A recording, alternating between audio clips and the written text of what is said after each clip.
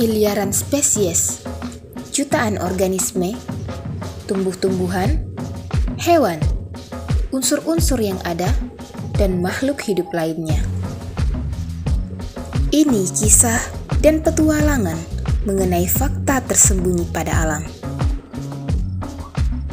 Sifat, klasifikasi, sejarah, adat istiadat, perkembangan makhluk hidup, dan perilaku sehari-hari mereka.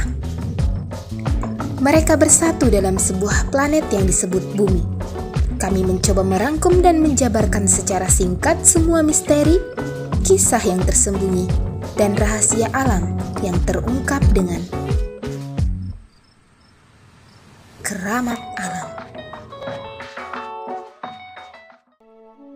Kita semua mengetahui bagaimana tumbuhan memberi efek baik pada planet ini. Selama ratusan juta tahun yang lalu, mereka telah memulai revolusi untuk kemudian bisa dimanfaatkan oleh manusia. Bukan hanya untuk menyumbang oksigen dan menyerap karbon dioksida di udara, tetapi lebih jauh daripada itu.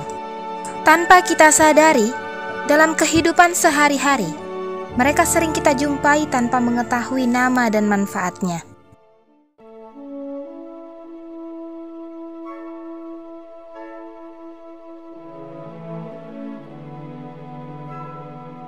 Tanaman Perilla Korea atau Perilla frutescens berasal dari famili Lamiaceae dalam genus Perilla. Mereka merupakan keluarga besar tumbuhan berbunga yang sekerabat dengan bayam, tumbuhan mint, dan kemangi. Sekilas mereka memang terlihat mirip baik dari daun atau bunganya. Seperti namanya, Perilla Korea berasal dari negara Korea dan pertama kali ditemukan di sana pada masa sebelum era Silla bersatu. Itu sekitar 600 Masehi. Dalam catatan sejarah, Perilla mulai dibudidayakan oleh masyarakat kerajaan Silla pada tahun 668 Masehi pada masa peperangan aliansi Silla-Tang untuk menaklukkan Baekje dan Goguryeo. Tanaman Perilla sangat populer pada zaman itu, sehingga menjadi salah satu tumbuhan yang wajib ditanam oleh semua orang, terutama pada masa peperangan berlangsung. Meskipun tergolong tanaman liar, bahkan di beberapa negara dianggap sebagai gulma, mereka merupakan tanaman yang menunjang kehidupan Korea pada masa peperangan. Mereka adalah tanaman tahunan yang dapat tumbuh sekitar 60 hingga 90 cm atau sekitar 24 hingga 35 inci. Batang mereka lunak dan ditumbuhi bulu halus, serta berbentuk persegi. Daun mereka selalu tumbuh berseberangan, memiliki panjang setidaknya 3 hingga 4 cm dan lebar 5 hingga 8 cm. Bentuk daunnya lonjong dan lebar, ujungnya runcing dan tepinya bergerigi. Daun mereka mempunyai pertangkaian yang cukup panjang dan keseluruhan batang hingga daun memiliki warna yang senada, yaitu hijau muda hingga hijau tua.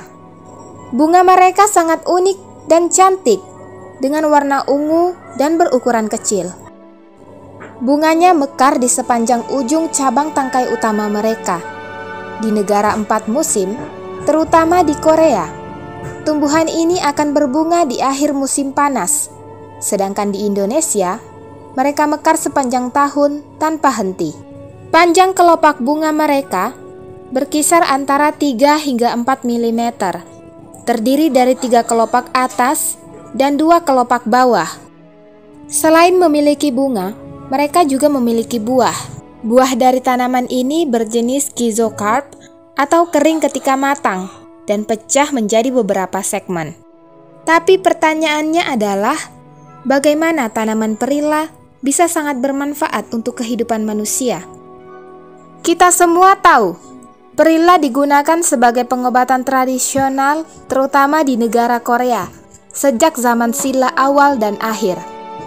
Pada masa itu, manusia sudah mulai mengenal ilmu pengobatan modern, seperti pengolahan obat tradisional menjadi pil dan obat tablet. Senyawa kimia yang khas pada daun Perilla meliputi hidrokarbon, alkohol, aldehida, furan, keton Perilla, dan keton isoegoma. Senyawa lain yang baru-baru ini ditemui adalah alkaloid, terpenoid, polifenol, flavonoid, asam lemak, dan sitosterol. Gizi yang terdapat dalam daun perila diantaranya adalah kalsium, zat besi, protein, vitamin A, vitamin C, dan riboflavin.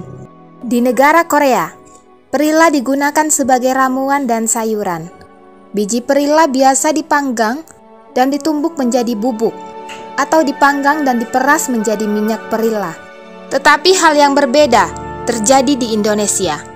Meskipun sebenarnya tumbuhan ini dapat dimakan, tetapi orang-orang berpikir bahwa mereka tidak bisa dikonsumsi karena memiliki racun dan tidak boleh dimakan oleh hewan ternak. Bahkan perila dianggap sebagai gulma dan sering dibasmi begitu tumbuh di area sekitar rumah atau perkebunan. Setelah mendengar kisah tentang perila, kita dapat mempelajari satu hal untuk kehidupan. Hal yang baik bagi orang lain belum tentu baik untuk kita. Jadi jangan menganggap apa yang ada dan dimiliki orang lain menjadi standar kebutuhan kita. Sekian Keramat Alam kali ini. Sampai jumpa pada episode lainnya.